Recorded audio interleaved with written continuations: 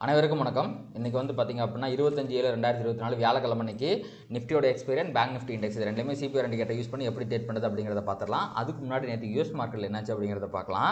So யூஎஸில் வந்து பார்த்திங்க அப்படின்னா டவ் ஜோன்ஸ் வந்து ஒரு 1.25% வந்து கீழே விழுந்துருக்கிறான். அண்ட் S&P 500 வந்து பார்த்திங்க அப்படின்னா ஒரு 2.32% கீழே விழுந்துருக்கிறான். அண்ட் நாஸ்டாக் வந்து பார்த்திங்க அப்படின்னா ஒரு 3.65% கீழே விழுந்துருக்கிறான். ஓகேங்களா, ஒரு நிமிஷம் நான் வந்து யூஎஸோட விக்ஸை மட்டும் விட்டுட்டேன்.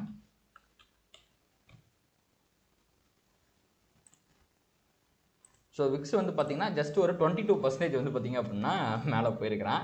இது எல்லாத்துக்கும் முக்கியமான காரணம் என்ன அப்படின்னு பார்த்தீங்க அப்படின்னா ஏஐ உருட்டு. உங்கள் எல்லாத்துக்குமே தெரியும், ஏஐ அப்படின்னு ஒரு புது கான்செப்ட் வந்து இப்போ ரொம்ப ரீசெண்டான டைமில் வந்துச்சு. எல்லா கம்பெனிஸுமே நாங்கள் ஏஐ யூஸ் பண்ணி ப்ராடக்ட்டை பண்ணுறோம், ஏஐ யூஸ் பண்ணி அதை பண்ணுறோம், ஏஐ யூஸ் பண்ணி இதை பண்ணுறோம் அப்படின்னு சொல்லி அந்த ஸ்டாக்கோட ப்ரைஸ் வந்து பார்த்திங்கன்னா பயங்கரமாக மேலே போயிட்டு இருந்துச்சு. அப்போ அந்த மாதிரிலாம் பண்ணோம்னா ப்ராஃபிட்டுக்கு அது ஹெல்ப் பண்ணல, ஆனால் ஒன்றுமே ஹெல்ப் பண்ணலை. அதனால் வந்து பார்த்திங்கன்னா கூகுளோட ரிசல்ட் நேற்று வந்துருந்துச்சு. அவன் வந்து சுத்தமாக ஒன்றுமே ரொம்ப மோசமான ரிசல்ட்டாக போயிடுச்சு அதுக்கு. அதனால் வந்து பார்த்திங்க அப்படின்னா கூகுள் ஒரு 5% விழுந்துருச்சு. டெஸ்லாவோட ரிசல்ட் வந்துச்சு, அதுவுமே எதிர்பார்த்ததே ரொம்ப மோசம் தான், ஆனால் வந்தது அதை விட ரொம்ப மோசமாக வந்துருச்சு. அதனால் வந்து பார்த்திங்கன்னா அது ஒரு 12% கீழே விழுந்துருச்சு. என்விடியா வந்து பார்த்திங்கன்னா ஒரு 6% கீழே விழுந்திருக்குது. அமேசான் ஒரு 3% கீழே விழுந்திருக்குது. மெட்டா வந்து ஒரு 5%, மைக்ரோசாஃப்ட் ஒரு 3.5%, ஆப்பிள் ஒரு 3%. இந்த மாதிரி ஹெவி வெயிட்டே 5%, 6%, 12% விழுந்தா இண்டெக்ஸ் என்னத்துக்கு ஆகுறது? அதனால தான் அவங்களும் வெறி கொண்டு விழுந்துட்டாங்க. இதற்கு முக்கியமான காரணம் பூவர் ஏர்னிங்ஸ் மட்டுமே. ஃபண்டமெண்டலாக பெரிய மாற்றங்கள்லாம் ஒன்றும் வரல. ஏர்னிங்ஸால் வந்து பார்த்திங்கன்னா அது வந்து கீழே விழுந்துருச்சு அவ்வளவே. அண்ட் அதுக்கப்புறம் வந்து பார்த்திங்க அப்படின்னா நம்மளுடைய ஏடிஆர், இந்தியன் ஏடிஆர் வந்து என்ன பண்ணணும் அப்படிங்கிறத பார்க்கலாம். எஸ், இங்கே வந்து பார்த்தீங்கன்னா 0.3, 0.8, 0.16, 0.09 ஓரளவுக்கு டீசெண்டான பர்ஃபார்மன்ஸ் தான் கொடுத்துருந்துச்சு. ஆனால் அப்படியே நீங்கள் யூஎஸ் பக்கம் போய் பார்த்தீங்க அப்படின்னா 1.68, 1%, 1.4, 1.5 அப்படின்ட்டு கொஞ்சம் மோசமான பர்ஃபார்மன்ஸை ஏடிஆர் ஸ்டாக்ஸ் எல்லாம் கொடுத்துருக்கு. இதுவும் ஒரு நெகட்டிவான விஷயம் தான். யூஎஸ் மார்க்கெட்டும் நெகட்டிவாக இருக்குது, ஏடிஆரும் நெகட்டிவாக இருக்குது. அதுக்கப்புறம் வந்து பார்த்தீங்கன்னா எஃப்ஐடி டேட்டா இதுலேயுமே வந்து பார்த்தீங்கன்னா இதுக்கு முன்னாடிலாம் 2 பேர்த்தில் யாரோ ஒருத்தங்க வந்து செலராக தான் இருப்பாங்க, ஆனால் ஓவரால் ஃபிகர் வந்து பார்த்தீங்கன்னா பையிங்கில் இருந்துச்சு.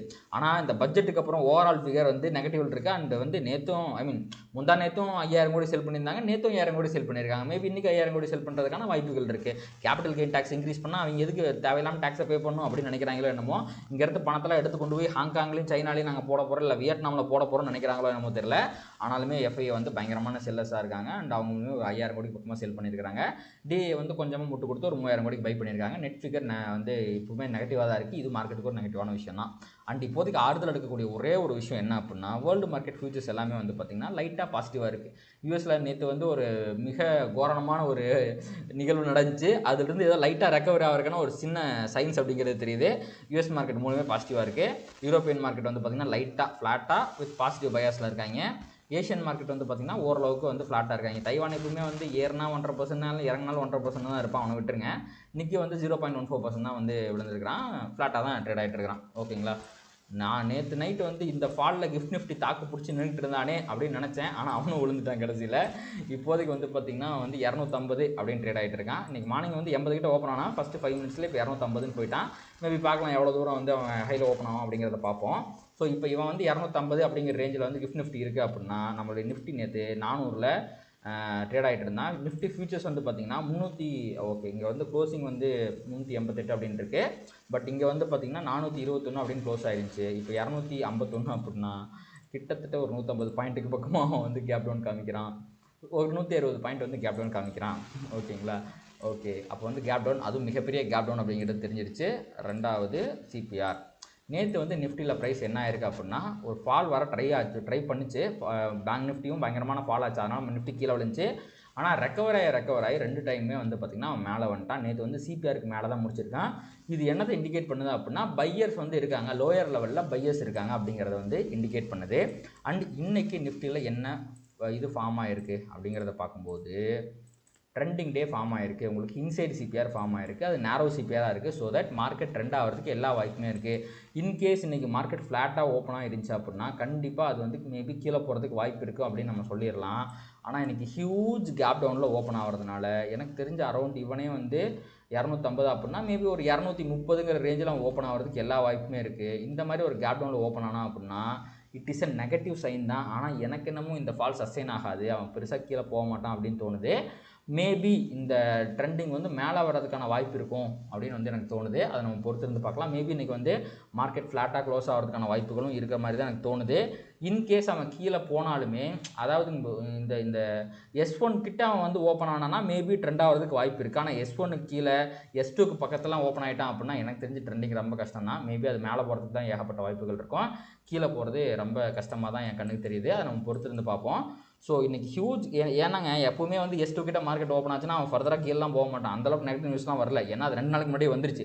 அப்போயும் அவன் விழுகாமல் 2-3 நாள் கழிச்சு யூஎஸில் வந்து ஒரு நெகட்டிவ் நியூஸ்க்கு அதுவும் ஹியூஜ் கேப் டவுன் ஓப்பன் ஆகும்போது ஃபர்தராக பெருசாக போகிறதுங்கிறது எனக்கு என்னமோ சந்தேகமாக தான் தெரியுது. மேபி இப்போ இவன் வந்து கிஃப்ட் நிஃப்டி இண்டிகேட் பண்ணுற மாதிரியே அவன் வந்து ஓப்பன் ஆகிறது. இப்போ ஃபியூச்சர் வந்து 250னா ஸ்பாட் வந்து அரௌண்ட் 230 220 ஆர் ஈவன் 200 கிட்டே ஓப்பன் ஆகலாம். அப்படி ஓப்பன் ஆனதுக்கப்புறம் அப்போ இங்கே S1 இருக்குன்னா இங்கே தான் S2 இருக்கும். கண்டிப்பாக 200 ரேஞ்சில் தான் இருக்கும். அப்போ இந்த இடத்துல ஓப்பன் ஆகிறோன்னா கண்டிப்பாக வந்து ஃபர்தராக கீழே போகிறது கஷ்டம். அதனால தான் நான் மேலே போகிறதுக்கு வந்து வாய்ப்பு இருக்கும் அப்படின்னு சொல்கிறேன். ஸோ அதுவும் இல்லாமல் நேற்று வந்து பார்த்திங்கன்னா ப்ரைஸ் வந்து CPRக்கு மேலே தான் முடிஞ்சிருக்கு. அது வந்து இன்னொரு காரணம். ப்ரைஸ் பாருங்கள் CPRக்கு மேலே தான் முடிஞ்சிருக்கு. விச் மீன்ஸ் பையர்ஸ் நேற்று கொஞ்சம் ஹோல்டு பண்ணியிருக்காங்க ப்ரைஸை. இன்றைக்கி அவ்வளோ சீக்கிரம் அவங்க கிவ் அப் பண்ண மாட்டாங்க. மேபி அவன் CPR வரைக்கும் கூட வந்துட்டு, அதாவது இந்த ரேஞ்ச் இருக்குது பார்த்திங்களா, இந்த இடத்துல வந்து அதை மேலே தூக்கியிருக்காங்க. ஸோ மேபி இந்த தூரம் வந்துட்டு கூட நம்ம வந்து ஃபர்தராக ப்ரைஸ் ஃபாலோ ஆக வாய்ப்பு இருக்குது அப்படின்னு பார்க்க முடியும். அண்ட் 2 நாளாக வந்து பார்த்திங்கன்னா பேங்க் நிஃப்டி வந்து ரொம்ப ஹெவியாக கீழே விழுந்துருக்கிறான். ஸோ ப்ராஃபிட் புக்கிங் அப்படிங்கிறது வந்து தான் தீரணும். ஸோ ஃபர்தராக எடுத்த உடனே இங்கே பாருங்க ஆல்ரெடி 2 நாளில் 3.5% கீழே விழுந்திருக்கான்.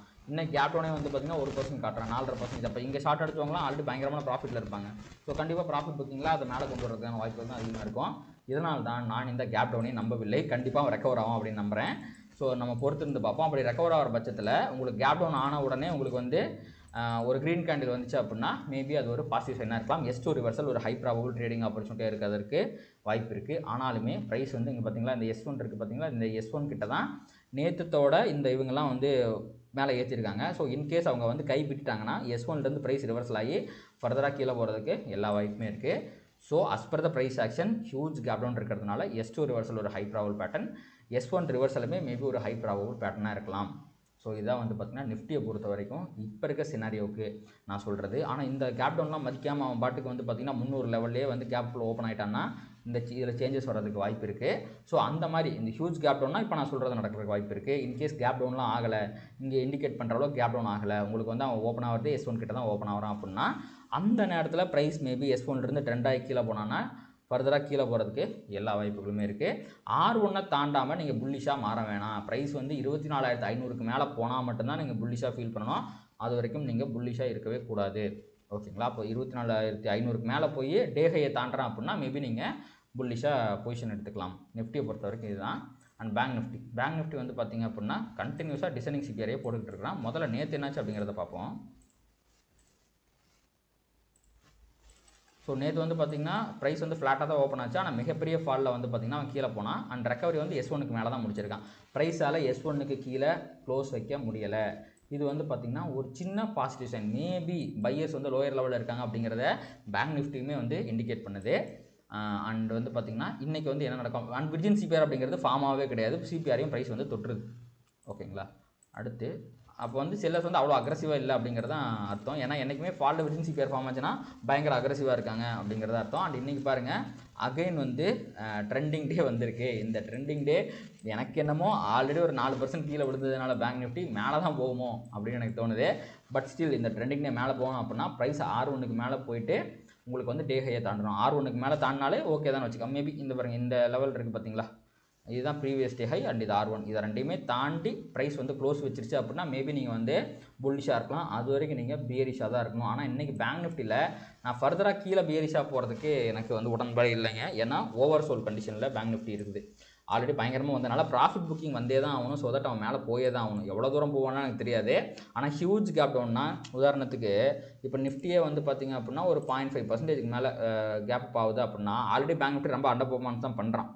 எனக்கு தெரிஞ்சு அவன் வந்து இந்த 600 பாயிண்ட்லாம் கேப் டவுன் ஆகிறதுக்கு வாய்ப்பு இல்லை. ஒரு 300 பாயிண்ட் மாதிரி கேப் டவுன் ஆனால் கூட உங்களுக்கு வந்து நேற்று லோ கிட்டலாம் இல்லை, இங்கே தான் இருக்கிறான் அவன். ஸோ அப்படி இருக்கும்போது S1 தாண்டி கீழே போனான்னா அவன் ட்ரெண்ட் ஆகிறதுக்கு வாய்ப்பு இருக்குது. அண்ட் இன்றைக்கி வந்திருக்க பேட்டர்னுமே வந்து பார்த்திங்க அப்படின்னா ட்ரெண்டிங் டே பேட்டர்ன் தான். ஓகேங்களா? எப்படின்னு தெரியல, நிஃப்டி பேங்க் நிஃப்டி ரெண்டுக்குமே இந்த ட்ரெண்டிங் டே பேட்டர்ன் வந்திருக்கு. ஸோ இந்த இப்போ இருக்க சுச்சுவேஷனில் கேப் டவுன் ஆகலை அப்படின்னா கண்டிப்பாக நான் திருப்பி அதே தாங்க சொல்கிறேன். கேப் டவுன் ஆகலைன்னா மேபி அவன் கீழே ட்ரெண்ட் ஆகிருப்பான். இந்த ஹியூஜ் கேப் டவுன் எனக்கு என்னமோ ட்ரெண்டிங் டே பாசிபிலிட்டி தவிர்த்துட்டு ப்ரைஸ் கீழே போகிறதுக்கு பதிலாக மேலே ரெக்கவர் ஆயிருமோ அப்படின்னு தோணுது. ஸோ அந்த சினாரியோவில் நான் சொல்கிறேன். இன்கேஸ் ஃப்ளாட் ஓப்பனிங் சிபிஆர் கிட்ட ஓப்பன் ஆகிறான்னா கண்டிப்பாக R1 தாண்டா நீங்கள் வந்து ட்ரெண்டிங் டே போகலாம். அதே மாதிரி ப்ரைஸ் இங்கே லோயர் லோ போட்டாலுமே நீங்கள் ட்ரெண்டிங் டேக்கு போகலாம். பட் இந்த மாதிரி ஹியூஜ் கேப் டவுன் ஓப்பன் ஆகும்போது டக்குன்னு ப்ரைஸ் வந்து ஒரு 50-100 பாயிண்ட் விழுகுதுன்னா அதை மட்டும் நம்பாதீங்க. S1 தாண்டுற வரைக்கும் வெயிட் பண்ணுங்கள். S1 தாண்டாமல் பேரிஷ் ஆகாதீங்க, R1 தாண்டாமல் புல்லிஷ் ஆகாதீங்க. எனக்கு என்னமோ இன்றைக்கி S1 தாண்டாலும் நீங்கள் பேரிஷ்லாம் ஆகாதீங்க, மேபி ஒரு ரிவர்சலுக்கு வெயிட் பண்ணால் தான் சரியாக இருக்கும் அப்படின்னு தோணுது. அது நீங்கள் வந்து பார்த்து முடிவு பண்ணிக்கோங்க. ஓகேங்களா? ஸோ இதுதான் வந்து பார்த்திங்கன்னா இன்றைக்கி நிஃப்டி அண்ட் பேங்க் நிஃப்டியை பொறுத்த வரைக்கும் high probable trading opportunities. So based on the gap down எவ்வளோ பாயிண்டில் கேப் டவுன் ஆகுது அப்படிங்கிறத பொறுத்து தான் நம்மளால் முடிவு பண்ண முடியும். அண்ட் இந்த அமிர்தமொழியிலுமே வந்து பார்த்திங்கன்னா இந்தியா விக்ஸ்னு ஒருத்தர் இருக்கிறாங்க, ஒரு பைத்தியக்காரர் இருக்கிறான். அதாவது என்றைக்குமேங்க மார்க்கெட்டில் ஒரு ஃபால் வருது, ஒரு அன்சர்டனிட்டி இருக்குது, மார்க்கெட்டுக்கு பிரச்சனையான விஷயம் நடக்குது அப்படின்னா அவன் வந்து பார்த்திங்கன்னா மேலே ஏறணும். ஆனால் முந்தா நேற்று ஒரு 18% விழுந்தா, நேற்று வந்து பார்த்திங்க அப்படின்னா ஒரு 7.5% விழுந்து அதில் பாதாளத்துக்கே படுத்தே விட்டானையாங்கிற மாதிரி 11.6க்கு போயிட்டான். ஓகேங்களா? இதுவுமே என்னத்தை இண்டிகேட் பண்ணுது அப்படின்னா மார்க்கெட்டில் பெரிய ஃபால் வர்றதுக்கு ஃபர்தராக வாய்ப்புகள் குறைவு அப்படிங்கிறது இண்டிகேட் பண்ணுது. ஏன்னா அந்த மாதிரி ஒரு ஃபாலுக்கு வாய்ப்பு இருக்குது அப்படின்னா யாராவது பயப்பட்டிருந்தாங்க அப்படின்னா இந்தியா விக்ஸை ஃபாலாக விட்டுருக்க மாட்டாங்க. அப்போ விடுறாங்கன்னா உங்களுக்கு வந்து மார்க்கெட்டில் ஃபர்தராக ஃபால் வர்றதுக்கு வாய்ப்பு இல்லை அப்படிங்கிறது தான் அர்த்தம். இந்த சயின்ஸால் தான் நான் வந்து இந்த கேப் டவுனே நம்பாமல் இந்த கேப் டவுன் ரெக்கவர் ஆகிவிடும் என்று நம்புகிறேன். ஏன்னா நேற்றும் சரி முந்தா நேற்றும் சரி பையர்ஸ் அவங்களோட பொசிஷன்ஸை ஹோல்டில் வச்சுருக்கிறாங்க. அண்ட் நம்ம பேசிகிட்டு இருக்கும்போது கிஃப்ட் நிஃப்டி அப்படியே போய் இறங்கிட்டே இருக்கிறான். 243 அப்படிங்கிற ரேஞ்சுக்கு போயிட்டான். ஆக்சுவலி நேற்று க்ளோசிங்கே வந்து பார்த்திங்கன்னா இந்த ரேஞ்சில் தான் இருந்துச்சு.